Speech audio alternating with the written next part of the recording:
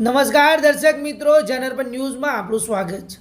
બે દેશની કરન્સી સહિત લાખોનો મુદ્દામાલ રિકવર કરતી રેલવે એલસીબી। એનઆરઆઈ મહિલા મિરજ બિકાનેર એક્સપ્રેસ ટ્રેનમાં મુસાફર કરીને અમદાવાદ જઈ રહ્યા હતા તે દરમિયાન આંખ લાગી જતાં પર્સની ચોરી થઈ ગઈ હતી।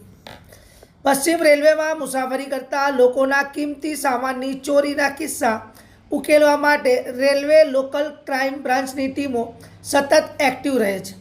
તાજેતરમાં બાતમીના આધારે તસ્કરને દબોચવામાં આવ્યો હતો। તેણે રેલવેમાં મુસાફરી કરતી એનઆરઆઈ મહિલાનું પર્સ તફડાવ્યું હતું આ હોવાની કબૂલાત પણ તેને આપી હતી।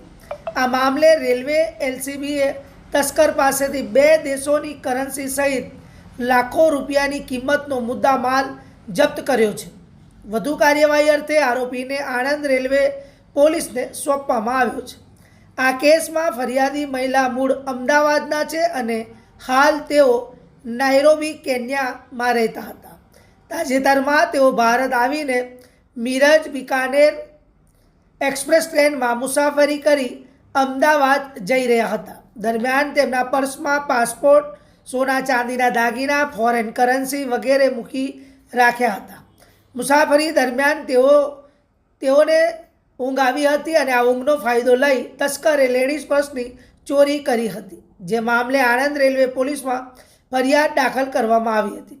રેલવે એલસીબીના એએસઆઈને બાતમી મળી હતી કે જેના આધારે રેલવે એલસીબીની ટીમો ઇરફાન ઉર્ફે ડેમા શંકુરભાઈ તેલી રહે ડાબાવાલી ચાલી ખાની શેરી પાસે જમાલપુર પગથિયા અમદાવાદ ધંધો મજૂરી ત્યાં સુધી પહોંચી હતી। તેની પાસેથી સોના ચાંદીના દાગીના, મોબાઈલ ફોન, અમેરિકન ડોલર અને કેન્યાની શિલિંગ કરન્સી મળીને કુલ 5,02,00,000નો મુદ્દામાલ જપ્ત કરવામાં આવ્યો હતો। આરોપીને મુદ્દામાલ સાથે ઝડપી પાડતા આણંદ રેલવે પોલીસમાં નોંધાયેલા ચોરીના કેસને ઉકેલાયો હતો।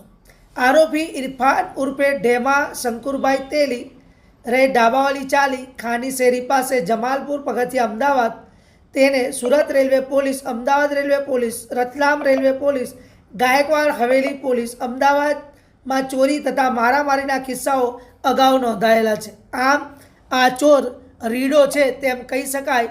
આમાં રીડા ચોરને પકડી પાડી રેલવે ક્રાઇમ બ્રાન્ચે એક ઉત્તમ ઉદાહરણ પાર પાડ્યું છે। તો તમે પણ રેલવેની મુસાફરી કરતા હોય ત્યારે તમારા કિંમતી માલ સામાનનું ધ્યાન આપજો અને સતર્ક રહેજો, સાવધાન રહેજો। ફરીથી નવા સમાચાર સાથે જલ્દી મળીશું। ત્યાં સુધી અમારી ચેનલને લાઇક કરો, શેર કરો, સબસ્ક્રાઈબ કરો। ધન્યવાદ। આ વિડીયોને વધુમાં વધુ શેર કરો।